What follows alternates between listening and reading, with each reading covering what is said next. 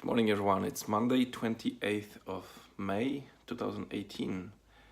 It's 8 a.m. I've just finished my chess training session, as I do every morning, and I wake up very early to have time for my chess training.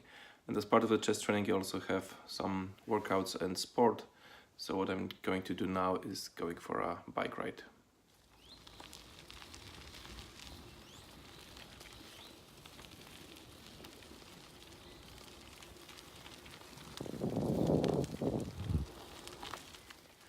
So I think I have finally found a hack for myself to do more sport, and it's my chess goals that motivate me, because I noticed and I listened to smart, wise chess people, and they all tell me that it's very important to be in a good shape in order to in order to play in good tournaments, long tournaments.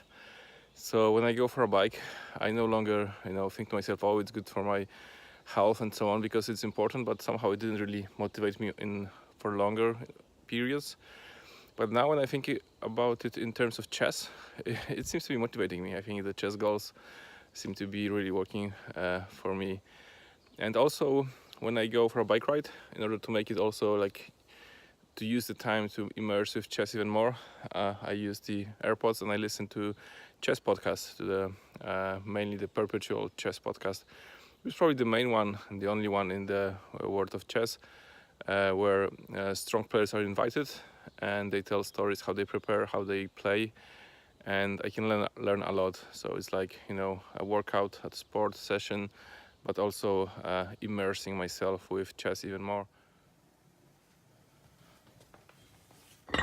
The next part of my agenda for today is to prepare a talk that I will give later this week. And I always go back to this book called Resonate by Nancy Duarte. And I try to remind myself what is important for a good talk. It's now 2:30 p.m. I've been working on some code, debugging a problem, found some really nasty bugs.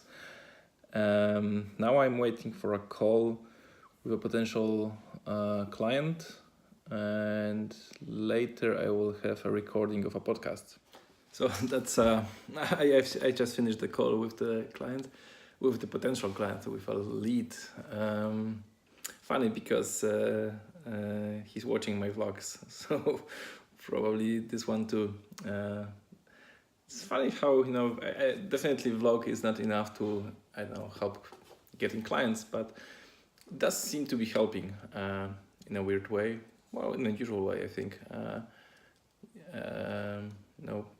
People also seem to learn from my vlog what kind of clients we're looking for, and it's good when you see that you might be a good fit and you actually do require something that we offer. So I think a vlog is helping with sending the message of what we are good at and what we are bad at too. So now I'm waiting for a call through Skype, and I will be interviewed by the most popular chess podcast in the world, the Perpetual Chess podcast. Super excited. So we just finished recording the chess podcast. It's maybe a good moment to tell you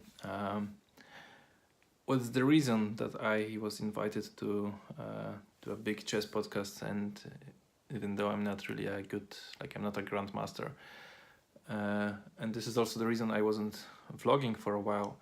So let me explain to you.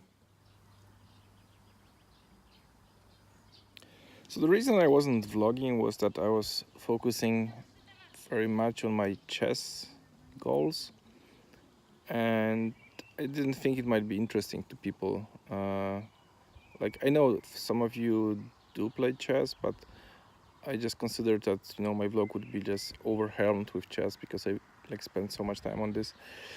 But anyway, it was all worth it. It paid off, even though I'm still surprised.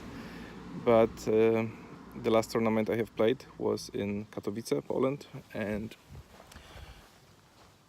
I have managed to win the tournament, even though I was the lowest rated player in the whole. Among all the 10 players, I was the lowest rated.